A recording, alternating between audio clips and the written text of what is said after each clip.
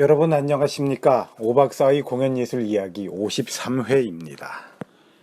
지난 회에 저는 오히려 해방 정국 하의 좌익이나 또 한국 전쟁 후의 북한에서 리얼리즘에 대한 연구가 활발하였고 남한의 주류를 이루는 세력, 남한 연극의 주류를 이루는 세력들에 의해서는 리얼리즘에 대한 연구가 또 실천이 그렇게 이루어지지 않았다라고 말씀을 드렸습니다. 나중에 그들이 리얼리즘에 관심을 갖고 리얼리즘의 실천을 위해서 노력을 하기는 했으나 그것이 또 만족스럽다라고 평론가들의 평가를 받지는 못했다라고 말씀을 드렸습니다.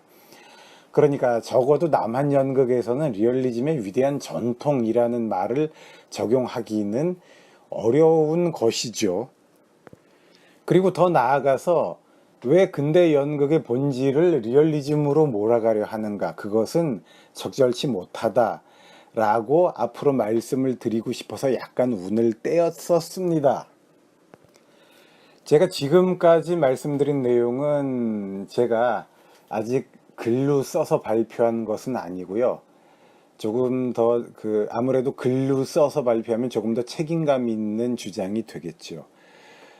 하여튼 글로 써서 발표한 것은 아니지만 제가 처음 이야기하는 것이므로 누가 어느 다른 장소나 지면에서 그런 이야기를 하는 사람이 있고 그 사람이 저를 인용하지 않으면, 저를 언급하지 않으면 그런 광경을 목격하시면 그런 얘기는 이미 오세준 박사가 했습니다 라고 그분에게 말씀해 주시든가,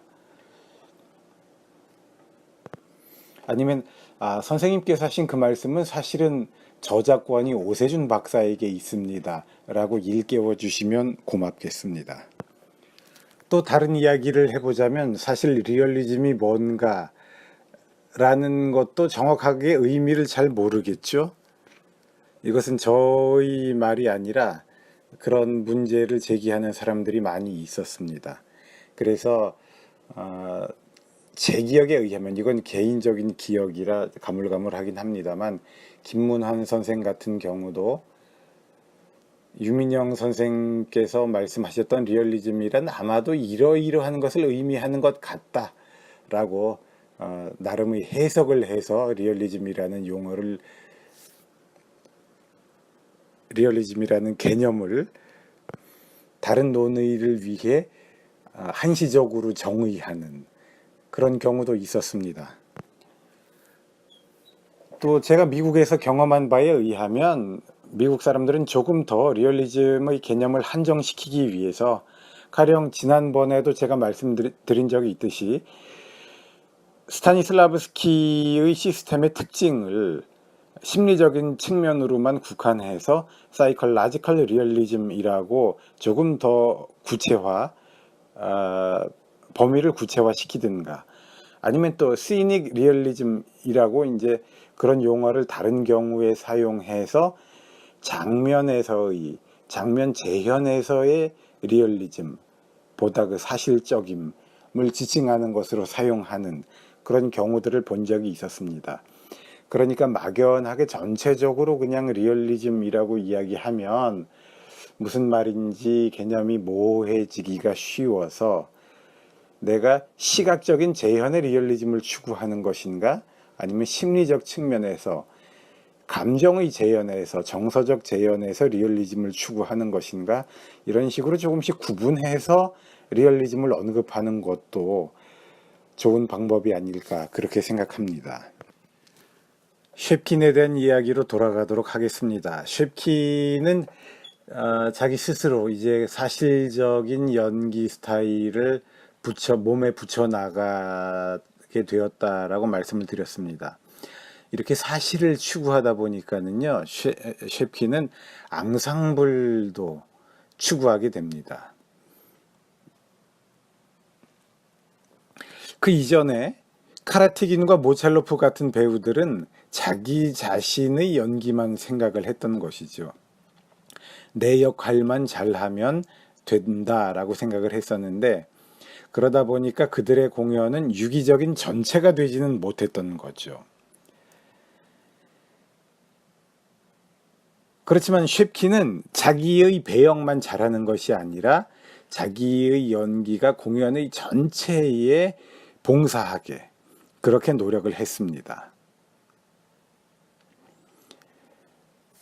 그래서 앙상블을 중요시했기 때문에 오히려 자기가 막 튈 수 있을 때도 굳이 튀려고 하지 않고 다른 배우들과 조화하였다라고 전해지고 있습니다. 쉐프킨의 그런 앙상블을 추구하는 사고는 그가 아넨코프라는 사람에게 보낸 편지에서 드러나고 있는데요. 제가 그 편지의 내용을 한번 읽어보겠습니다. 며칠 전에 지혜의 슬픔이 공연되었다. 차츠키가 사회의 편견과 경박함에 대한 자신의 신랄한 견해를 피력하는 마지막 장면에서 사마리는 아주 훌륭한 연기를 보여주었다. 그리고 팜무소프 역의 나는 그의 생각들에 너무 자극받고 흥분되어서 차츠키가 말을 할 때마다 그가 미쳤다고 믿게 되었다. 나도 모르게 그렇게 믿게 되어버려서 나는 차츠키를 보면서 웃음을 짓게 되었고 마침내 낄낄거리는 것을 참을 수 없게 되었다. 그게 너무나 자연스러운 나머지 관객들은 그 분위기에 빠져서 저절로 우레와 같은 웃음을 터뜨렸다. 그래서 그 장면의 진행에 방해가 되었다. 그렇게 되자 나는 내가 연기에서 실수를 범하고 있음을 깨달았다. 그리고 감정을 조심스럽게 표현해야 한다는 것을, 특히 파무소프가 전면에 나서지 않는 장면에서 그렇게 해야 한다는 것을 깨달았다. 차츠키가 모든 것의 중심이 되고 내 딸과 나는 단지 배경을 이루고 있을 뿐이었던 것이니 말이다.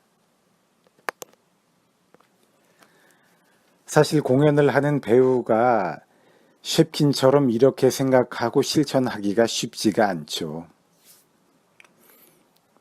그런데 쉐프킨은 자기 자신 스스로 이러한 깨달음을 얻고 깨달음을 가지고서 실천을 했다고 합니다.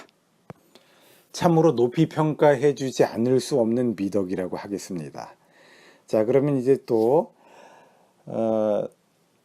앙상블 얘기가 나왔으니까 시선을 약간 돌려서 현재 우리 한국의 공연예술계를 보도록 하죠. 보통 스타 시스템이라고 하면 스타를 이용해서 돈을 버는 것, 쉽게 말하면, 아주 간단히 말하면 그런 것이고, 또 거기에 등장하는 스타는 자기의 스타성을 보이는데 아무래도 주력을 하게 되죠. 한국의 공연예술계는 어떻습니까? 스타 시스템이 있습니까? 없습니까? 스타 시스템이 작동되고 있습니까? 작동되지 않고 있습니까? 앙상블이 중요합니까? 스타가 중요합니까? 라고 제가 수업 시간에 학생들에게 물음을 던지면은요, 학생들이 뭐라고 대답하는지 아십니까? 지금 현재 한국의 연극계, 한국의 뮤지컬계, 한국의 공연예술계에서는 스타 시스템이 작용하고 있다. 스타 시스템이 돌아가고 있다. 이렇게 대답을 합니다. 관객은 스타를 보기 위해서 가죠. 앙상블을 보기 위해서 공연을 보러 가지 않습니다. 문제를 너무 간략화시킨다는 위험이 있긴 하지만요. 그냥 제가 지금 이 기회에 아주 문제를 간략화시켜 본다면 그러한 한국의 스타 시스템은 19세기의 연극 때 이미 자각되고 깨달았던 바를 어기고 있는 것이죠. 이미 19세기에 독립극장 운동을 통해서 획기적으로 실천되고 있던 연극의 이상이 오히려 역행되고 있는 것입니다. 그런데 요즘 이러한 지적을 피토하는 심정으로 말하는 사람이 있는지 모르겠어요. 제가 출강하고 있는 대학원 수업의 학생들 중에는 뮤지컬 제작자들, 공연 제작자들이 적지 않게 있습니다. 그래서 그 사람들한테 이런 이야기를 할 때는 아무래도 조심스러워지지 않을 수가 없죠. 자기들은 열심히 일하는 사람들이고 성공한 사람들이고 자기들이 작업에 자부심을 가지고 있는데 그것들이 근대성에 대한 역행이다 라고 공격을 함부로 할 수는 없는 일입니다. 그렇지만 제가 이런 식으로 문제 제기를 하면 가끔 그들 중에서는 조금 새로운 인식을 얻게 되었다라고 저에게 이야기를 해주는 사람들이 있습니다. 그러면 또 시각을 약간 바꿔보면 지금 우리나라에서 보이고 있는 스타 시스템이 완전히 무식하게 무지에 의해서 19세기 이전으로 역행하고 있는 것이냐라고 말하면 또 그렇지도 않을 것 같기도 하죠. 왜냐하면 지금 작동하고 있는 스타 시스템은 탈근대적 자본의 원리, 자본의 포스트 모던적 작동 방식에 의한 결과물일 테니까 말입니다. 그것의 원리를 조금 다른 측면으로, 다른 시각으로 해석해 줄 수도 있을지 모르겠습니다. 아이의 주체도 해체되어 버린 마당에 우리의 인식이나 예술의 개념 혹은 그 공연 예술의 관객층, 관객의 취향이 너무나도 다양해져 버린 지금에 무슨 독립극장 운동을 운운하느냐라고 반문해 볼 수 있을지도 모르겠습니다. 다시 쉐핀으로 돌아가도록 하죠. 제가 지금까지 말씀드렸던 것처럼 쉐핀은 러시아의 근대 연극의 정체성을 형성하게 되는 선구자 중의 한 명으로서 자연스러운 연기 스타일과 연기 전체의 작품 공연 전체 안에서 연기의 앙상블을 추구하는 그런 모습을 보였습니다. 쉐킨의 이야기는 다음 회에도 계속 이어가도록 하겠습니다. 여러분 감사합니다.